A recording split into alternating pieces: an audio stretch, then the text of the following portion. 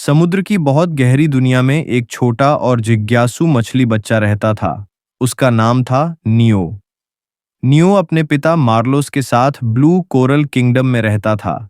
यह राज्य कभी समुद्र का सबसे शांत और सबसे सुंदर राज्य माना जाता था।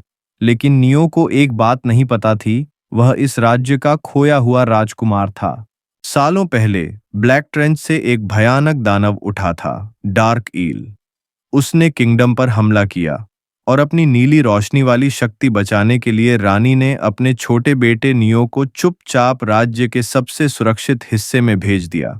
उसी दिन नियो अपनी मां से बिछड़ गया था। इस बात को सिर्फ मार्लोस जानता था। एक सुबह नियो अपने 3 दोस्तों के साथ खेल रहा था। टिनी तेज और बहादुर सी हॉर्स, बबलू मजेदार और गोल सा पफर फिश, और जिया चमकदार और मीठी जेलीफिश। मस्ती में खेलते खेलते वे रीफ की सीमा पार कर गए। अचानक एक तेज पानी की धारा आई और नियो बह गया। वह गहरे अंधेरे की ओर खिंचता चला गया। टिनी चिल्लाई, हम उसे अकेला नहीं छोड़ेंगे। तीनों उसकी खोज में निकल पड़े। वे एक प्राचीन और डरावनी जगह पहुंचे, फॉरबिडन रीफ। यहाँ पुराने जहाजों के ढांचे, टूटी मूर्तियां और चमकते नीले पत्थर पड़े थे। नियो एक जहाज के अंदर फंसा था। कुछ लाल केकड़े रास्ता रोक रहे थे। जिया ने अपनी रोशनी फैलाई। बबलू ने खुद को गुब्बारे की तरह फुलाया और दीवार तोड़ दी। नियो आजाद हो गया, लेकिन तभी जमीन हिली। कहीं दूर ब्लैक ट्रेंच फिर से जाग रहा था। आगे का रास्ता मुश्किल था। तभी उन्हें मिला एक विशाल बूढ़ा कछुआ, गुरु टोरा। टोरा ने गहरी आवाज में कहा, तुम जिसे खोज रहे हो वह सिर्फ बच्चा नहीं है, वह नीली दुनिया का असली रक्षक है। फिर उसने एक पुरानी भविष्यवाणी सुनाई। जब अंधेरा समुंदर को निगलने लगेगा, एक नीली पूंछ वाला राजकुमार उठेगा और वही समुद्र की रोशनी वापस लाएगा। नियो की पूंछ हल्की चमकने लगी। सबको समझ आया कि नियो विशेष है।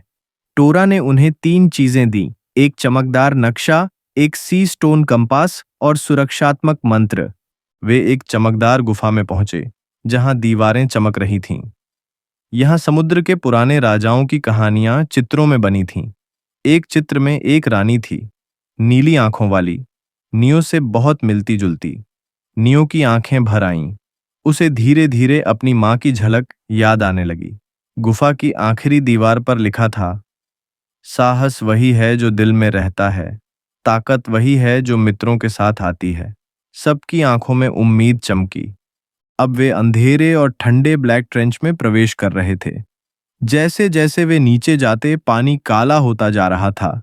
ध्वनियाएं गूंज रही थीं और छोटे मोटे दानव इधर उधर भागते दिख रहे थे। नियो डर रहा था, लेकिन उसके दोस्तों ने कहा, हम साथ हैं, कुछ नहीं होगा। अचानक एक विशाल परछाई आई, डार्क ईल। ऊंची आवाज में गर्जना हुई, तो तुम वापस आ ही गए, नीले राज्य के छोटे राजकुमार। उसने नियो को अपनी पूंछ में जकड़ लिया। चारों ओर अंधेरा फैल गया। बबलू ने तुरंत खुद को बड़ा करके ईल पर वार किया। टिनी उसके शरीर पर चढ़ गई और उसे काटने लगी। जिया ने तेज चमक से ईल को चौंका दिया। नियो की पूंछ एक तेज नीली रोशनी में बदल गई।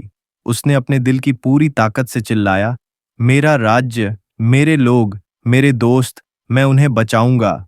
एक शक्तिशाली नीली लहर फैल गई। ईल दर्द से चिल्लाया और पीछे हट गया। ब्लैक ट्रेंच की चट्टानें हिलने लगीं।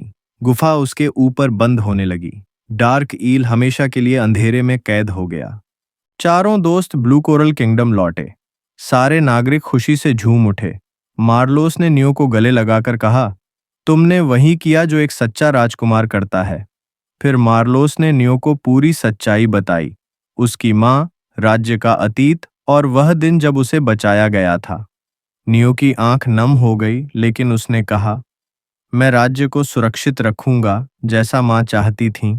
पूरे राज्य में जश्न मनाया गया। समुद्र की हर जीव ने नियो का स्वागत किया। टिनी, बबलू और जिया खुशी से झूम उठे। नियो ने मुस्कुराते हुए कहा, इस राज्य का राजकुमार मैं हूं, लेकिन मेरे 3 हीरो तुम हो। उस दिन से नीली दुनिया फिर से चमकने लगी और नियो को जाना जाने लगा, एक साहसी राजकुमार जिसने अंधेरे को रोशनी से हराया।